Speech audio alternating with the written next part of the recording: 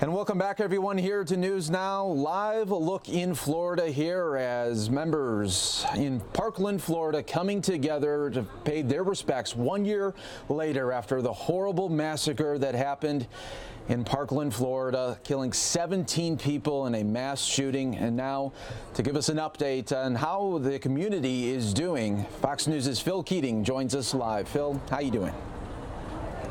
Hi, Mike. Well, it's a somber day here in Parkland, Florida, without a doubt. People that live here and live with the constant reminder of what happened in this building behind me exactly 1 year ago today. They all, to different degrees, share sadness and pain, especially the parents, the families who lost their sons and daughters. We interviewed Andrew Pollack yesterday, and he was telling me he lost his daughter, Meadow, who was just about to graduate high school. He said, look, February 14th doesn't mean anything to me. Every day is a day of loss. Every day she's not there.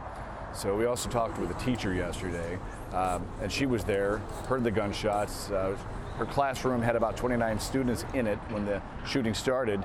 By the end of the carnage, there were 65 kids in there. She had rounded them up and opened the door and let them get in there to hide. And so for her, it's just a day of anxiety for sure. And she says even just going to the grocery store or the pharmacy, and they have the big Valentine's Day setups with the balloons and all the flowers, she says even that triggers memories of what happened and what the experience was inside her classroom here at Marjory Stoneman Douglas High School. At 10:17 a.m., just about a little more than 2 hours ago, that was the moment of silence countywide here in Broward County. Every classroom, all the students and teachers all took a moment of silence. In fact, down at the edge of the school property, there's a flower memorial, flower beds, colorful flowers. People had gathered around to place flowers there, and they all stood and very silently honored and made a tribute to the 17 students and staff who lost their lives, as well as the 17 who were wounded and in large part still are recovering from what happened a year ago, Mike. And Phil, what has changed during from the past year for the school as far as security? What measures have they taken this past year?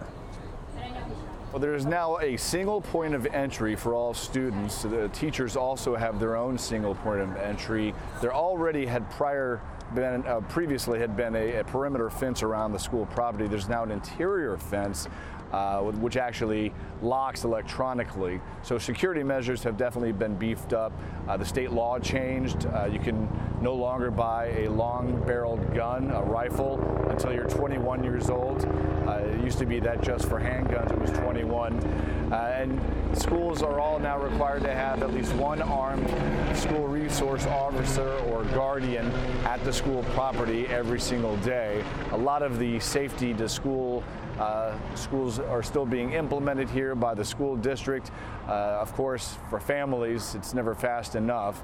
I can tell you also today was designated to be a day of service and love. So this morning, several dozen high schoolers here fed local responders breakfast to thank them for everything they do and specifically for what they did for them 1 year ago today. They're also down at the park nearby making meals for needy children, and the county really focusing all the students to focus on service and love on this one day to, in another degree, pay tribute to everybody who lost their lives on that day. Lives, without a doubt, Mike, still heavily impacted. Absolutely. There are 17 families there forever changed. Phil Keating, live there in Parkland, Florida. Thank you so much. Thanks, Mike.